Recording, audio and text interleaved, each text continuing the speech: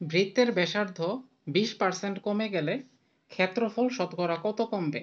মানে বৃত্তের ব্যাসার্ধটা আমাদের 20% কমে যাবে, তাহলে এই ক্ষেত্রফলটা শতকরা কত কমবে? এটা করার জন্য আমরা যদি ধরি বৃত্তের ব্যাসার্ধ r, তাহলে আমরা জানি বৃত্তের ক্ষেত্রফলটি হচ্ছে পাই r স্কয়ার, মানে পাই r ইন্টু r।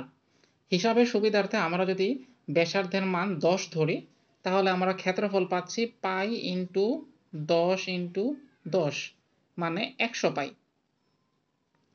এখন আমাদের প্রশ্নে বলা আছে যে ব্যাসার্ধটা 20% কমে যাবে। এখন এই 10 যদি 20% কমে যায়, তাহলে ব্যাসার্ধটা হবে 8। তাহলে সেক্ষেত্রে ক্ষেত্রফল কত হবে? পাই ইন্টু 8 ইন্টু 8, তার মানে আমরা পাবো 64 পাই। এখন ক্ষেত্রফল শতকরা কত কমবে? শতকরার হিসাবটা আমরা এইভাবে করব, 100 পাই মাইনাস 64 পাই কত থেকে কমছে? 100 থেকে। তাহলে নিচে হবে 100 পাই, যেহেতু শতকরা, শতকরা মানে হচ্ছে 100%, 100%। তাহলে এটা আমরা করলে কি পাবো? উপরে পাবো 36 পাই, নিচে আসবে 100 পাই গুণ 100%।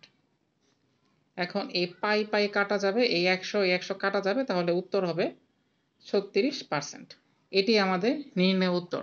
কিন্তু আমরা হিসাবের সুবিধার্থে ব্যাসার্ধের মান যেহেতু আমরা 10 ধরেছি, আমরা ক্ষেত্রফল তাই পেয়েছি 100 পাই।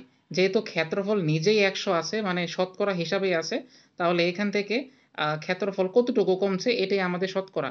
তাহলে 100 থেকে যদি আমরা 64 বিয়োগ করি, তাহলে আমরা যে পাচ্ছি 36, এই 36%ই হচ্ছে আমাদের নির্ণয় উত্তর। তাহলে এই এত বড় আর করে করতে হবে না, আমরা শর্টকাটে এমসিকিউটা সমাধান করতে পারবো।